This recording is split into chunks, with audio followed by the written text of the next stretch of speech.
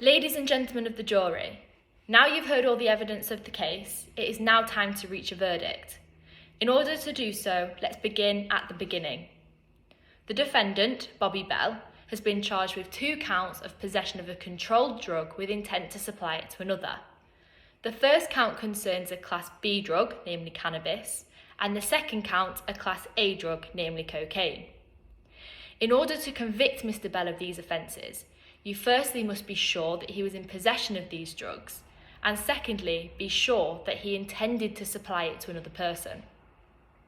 Dealing with the first, PC Charlie Cook searched Mr. Bell on the day in question and found 5 individual wraps of cannabis.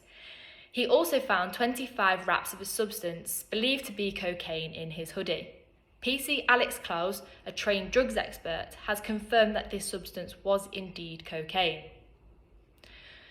Whether or not the hoodie Mr. Bell was wearing was his, Mr. Bell was stopped and searched and found to have Class A and Class B drugs in his possession. You must also be sure that Mr. Bell has an intention to supply those drugs to another person. Firstly, the fact that the drugs were individually wrapped suggests they've been weighed out and stored with the intention that they are readily available for sale.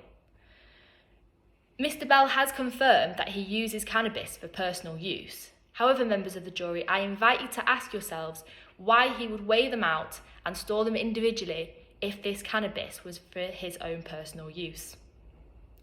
You've also heard evidence from Max Martin, who states that he was there on the day in question when Danny Davies asked Bobby Bell if he had any spare cannabis. Mr. Bell said he didn't, but did have some to sell.